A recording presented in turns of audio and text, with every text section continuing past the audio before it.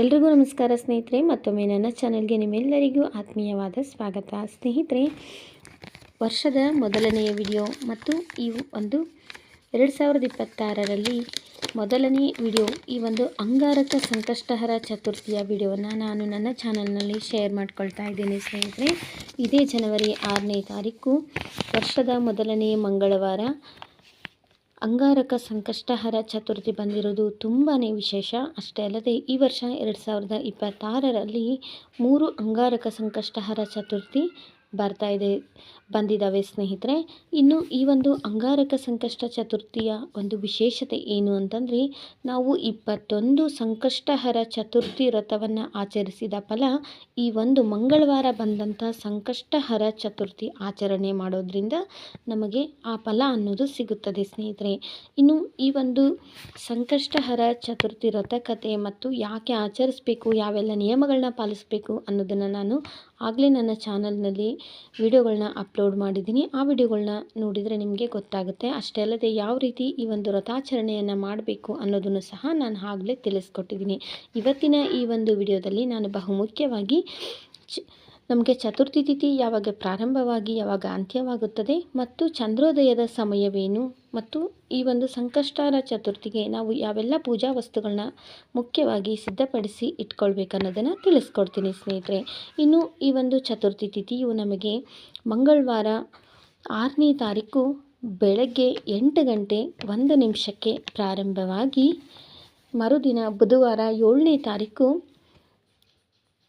ಬೆಳಗ್ಗೆ 6 ಗಂಟೆ 50 ನಿಮಿಷಕ್ಕೆ ಚತುರ್ಥಿ ತಿಥಿ ಅನ್ನೋದು ಅಂತ್ಯವಾಗುತ್ತದೆ ಸ್ನೇಹಿತರೆ. ನಮಗೆ ಈ ಚತುರ್ಥಿ ತಿಥಿ ಅನ್ನೋದು ಸೂರ್ಯೋದಯ ಕಾಲಕ್ಕೆ ಇದ್ದಾಗ ಆ ದಿನ ನಾವು ಸಂಕಷ್ಟಹರ ಚತುರ್ಥಿ ವ್ರತವನ್ನು ಆಚರಣೆ ಮಾಡ್ತೀವಿ ಸ್ನೇಹಿತರೆ.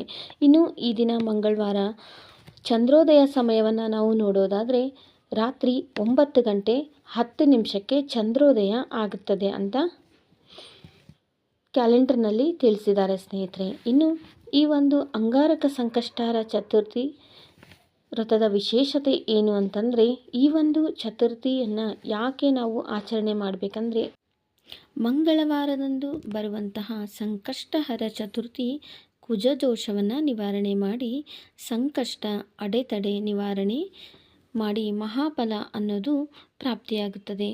ಈ ದಿನ ಚಂದ್ರೋದಯದ ನಂತರ ನಾವು ಗಣೇಶನನ್ನು ಪೂಜೆ ಮಾಡಿದರೆ ಸಾಲ ಸಂಕಷ್ಟ ದೂರ ಆಗಿ ವಿವಾಹ ವಿಳಂಬ ನಿವಾರಣೆ ಆಗುತ್ತದೆ. ಉದ್ಯೋಗ ವ್ಯವಹಾರದಲ್ಲಿ ಪ್ರಗತಿ ಮತ್ತು ಮನಸ್ಸಿಗೆ ಶಾಂತಿ ಉಂಟಾಗುತ್ತದೆ ಸ್ನೇಹಿತರೆ. ಅಷ್ಟೇ ಅಲ್ಲದೆ ಈ ಒಂದು ಅಂಗಾರಕ ಸಂಕಷ್ಟಹರ ಚತುರ್ಥಿ ದಿನ 108 ಬಾರಿ ಓಂ ಗಂ ಗಣಪತಿಯೇ ನಮಃ ಈ ಒಂದು ಮಂತ್ರವನ್ನು 108 ಬಾರಿ ನಾವು ಪಠಣೆಯನ್ನು ಮಾಡಿ ಗಣೇಶನಿಗೆ ಮೋದಕವನ್ನು ಅರ್ಪಿಸಿ ಚಂದ್ರನಿಗೆ ಅರ್ಘ್ಯವನ್ನು ನೀಡಿ ದರೆ ಗಣೇಶನ ಒಂದು ಸಂಪೂರ್ಣ ಆಶೀರ್ವಾದ ನಮಗೆ ದೊರೆಯುತ್ತದೆ ಸ್ನೇಹಿತರೆ. ಅಷ್ಟೇ ಅಲ್ಲದೆ ಈ ಒಂದು ಅಂಗಾರಕ ಸಂಕಷ್ಟಹರ ಚತುರ್ಥಿಯನ್ನು ನಾವು ಆಚರಣೆ ಮಾಡೋದ್ರಿಂದ ವರ್ಷ ಪೂರ್ತಿ ಬರುವಂತಹ ಸಂಕಷ್ಟಹರ ಚತುರ್ಥಿಯನ್ನು ಆಚರಣೆ ಮಾಡಿದಂಥ ಫಲ ಸಿಗುತ್ತದೆ. ಅಷ್ಟೇ ಅಲ್ಲದೆ 21 ಸಂಕಷ್ಟಹರ ಚತುರ್ಥಿಯನ್ನು ಆಚರಣೆ ಮಾಡಿದಂಥ ಫಲವೂ ಸಹ ಸಿಗುತ್ತದೆ ಅಂತ ಹೇಳ್ತಾರೆ ಸ್ನೇಹಿತರೆ. ಹಾಗಾಗಿ ಈ ಒಂದು ಅಂಗಾರಕ ಸಂಕಷ್ಟಿಗೆ ಇಷ್ಟೊಂದು ಮಹತ್ವವಿದೆ ಸ್ನೇಹಿತರೆ. ಇನ್ನು ಪೂಜಾ ಸಿದ್ಧತೆಯನ್ನು ಯಾವ ರೀತಿ ಮಾಡ್ಕೊಳ್ಬೇಕಂದ್ರೆ, ನಾವು ಸೋಮವಾರನೇ ದೇವ್ರ ಮನೆಯನ್ನೆಲ್ಲ ಕ್ಲೀನ್ ಮಾಡಿಕೊಂಡು ದೇವ್ರ ಸಾಮಾನೆಲ್ಲ ಮುಂಚೆನೇ ನಾವೆಲ್ಲ ಕ್ಲೀನ್ ಮಾಡಿ ಇಟ್ಕೊಂಡು ಬಿಡಬೇಕಾಗುತ್ತೆ ಸ್ನೇಹಿತರೆ. ಇನ್ನು ಮುಖ್ಯವಾಗಿ ನಾವು ಅಂಗಾರಕ ಸಂಕಷ್ಟಹರ ಚತುರ್ಥಿಗೆ ಮುಖ್ಯವಾಗಿ ನಮಗೆ ಗರಿಕೆ, ಕಣಗಲೆ ಹೂವು, ಕೆಂಪು ದಾಸವಾಳದ ಹೂವು ಮತ್ತು ಕೆಂಪು ಬಣ್ಣದ ಗುಲಾಬಿ ಹೂಗಳನ್ನು ಗಣಪತಿಗೆ ಅರ್ಪಿಸಬೇಕಾಗುತ್ತೆ. ಇನ್ನು ಅಷ್ಟೇ ಅಲ್ಲದೆ ನೈವೇದ್ಯಕ್ಕೆ ಮೋದಕ ಮತ್ತು ಕಡುಬನ್ನು ಸಹ ಅರ್ಪಿಸುತ್ತಾರೆ. ಇನ್ನು ಆ ದಿನ ಬೆಳಗ್ಗೆ ಬೇಗ ಎದ್ದು ನಾವು ತಲೆ ಸ್ನಾನವನ್ನು ಮಾಡಿಕೊಂಡು ಮನೆಯನ್ನೆಲ್ಲ ಕ್ಲೀನ್ ಮಾಡಿಕೊಂಡು ಮನೆ ದೇವರು ಮತ್ತು ಕುಲದೇವರಲ್ಲಿ ಪ್ರಾರ್ಥನೆಯನ್ನು ಮಾಡಿಕೊಂಡು ಮುಖ್ಯವಾಗಿ ಗಣಪತಿಯಲ್ಲಿ ನಾವು ಈ ದಿನ ಇಡೀ ದಿನ ನಾನು ಉಪವಾಸವಿದ್ದು ಸಂಕಷ್ಟಹರ ಚತುರ್ಥಿ ವ್ರತವನ್ನು ಆಚರಣೆ ಮಾಡ್ತೀನಿ ಅಂತ ಸಂಕಲ್ಪವನ್ನು ಮಾಡಿಕೊಂಡು ಇಡೀ ದಿನ ನಿರಾಹಾರಿಯಾಗಿ ಉಪವಾಸವನ್ನು ಇರಬೇಕು. ಇಲ್ಲ ಅಂತಂದರೆ ಹಾಲು ಹಣ್ಣನ್ನು ತಗೊಂಡು ನಾವು ಹಾಲು ಮತ್ತು ಹಣ್ಣನ್ನು ಮಾತ್ರ ಸೇವನೆ ಮಾಡಬೇಕು ಸ್ನೇಹಿತರೆ. ಯಾವುದೇ ರೀತಿಯಾದಂಥ ಬೇಯಿಸಿದ ಆಹಾರವನ್ನು ತಿನ್ನಬಾರ್ದು. ಹಾಗಂದರೆ ಮಾತ್ರ ಅಂಗಾರಕ ಸಂಕಷ್ಟಹರ ಚತುರ್ಥಿ ವ್ರತದ ಒಂದು ಸಂಪೂರ್ಣ ಫಲ ಅನ್ನೋದು ನಮಗೆ ಪ್ರಾಪ್ತಿಯಾಗುತ್ತದೆ.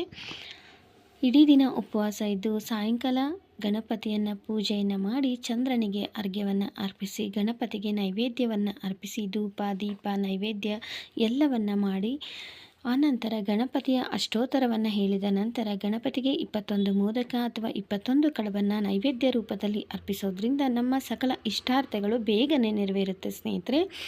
ಇನ್ನು ಮುಖ್ಯವಾಗಿ 21 ಗರಿಕೆಯನ್ನು ಅರ್ಪಿಸಲೇಬೇಕಾಗುತ್ತದೆ. ಕಡಲೆಕಾಳು ನೆನೆಸಿ ಹಾರವನ್ನು ಸಹ ಗಣಪತಿಗೆ ಅರ್ಪಿಸೋದ್ರಿಂದ ನಮ್ಮ ಯಾವುದೇ ರೀತಿಯ ಕೋರಿಕೆ ಇದ್ದರೂ ಬೇಗನೆ ಅದು ನೆರವೇರುತ್ತದೆ ಅನ್ನೋದು ಒಂದು ನಂಬಿಕೆ ಸ್ನೇಹಿತರೆ.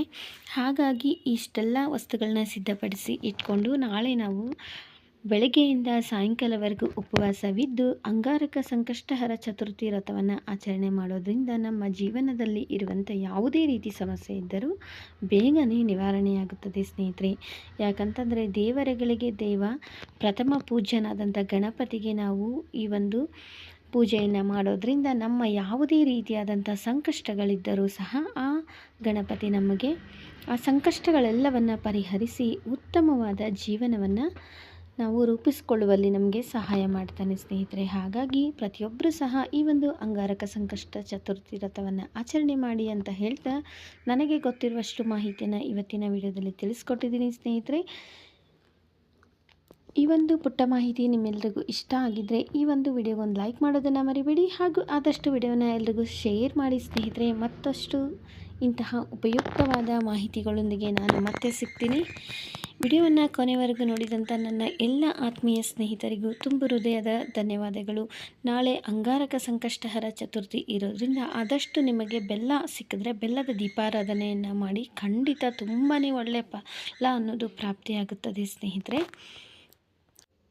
ಕೆಲವೊಬ್ಬರು ಈ ಅಂಗಾರಕ ಸಂಕಷ್ಟಹರ ಚತುರ್ಥಿ ದಿನ 21 ಮೋದಕಗಳನ್ನು ಮಾಡಿ 21 ಮೋದಕದ ಮೇಲೂ ತುಪ್ಪದ ದೀಪಗಳನ್ನು ಹಚ್ಚಿ ಗಣಪತಿಗೆ ಮೋದಕದ ಆರತಿಯನ್ನು ಸಹ ಮಾಡ್ತಾರೆ ಸ್ನೇಹಿತರೆ. ಹಾಗಾಗಿ ಬೆಲ್ಲದ ಆರತಿ ಈ ಮೋದಕದ ಆರತಿ ಗಣಪನಿಗೆ ಅತ್ಯಂತ ಪ್ರಿಯವಾದಂಥ ಆರತಿಗಳು ಅಂತಲೂ ಸಹ ಹೇಳ್ತಾರೆ. ಸೊ ನನಗೆ ಗೊತ್ತಿರುವಷ್ಟು ಮಾಹಿತಿಯನ್ನು ಇವತ್ತಿನ ವಿಡಿಯೋದಲ್ಲಿ ನಾನು ನಿಮ್ಮ ಜೊತೆ ಶೇರ್ ಮಾಡ್ಕೊಂಡಿದ್ದೀನಿ ಸ್ನೇಹಿತರೆ. ಮತ್ತೊಂದು ಒಳ್ಳೆಯ ಉಪಯುಕ್ತ ಮಾಹಿತಿಯೊಂದಿಗೆ ನಾನು ಮತ್ತೆ ಸಿಗ್ತೀನಿ. ವಿಡಿಯೋವನ್ನು ಕೊನೆವರೆಗೆ ನೋಡಿದಂಥ ಎಲ್ರಿಗೂ ತುಂಬ ಹೃದಯದ ಧನ್ಯವಾದಗಳು ಸ್ನೇಹಿತರೆ.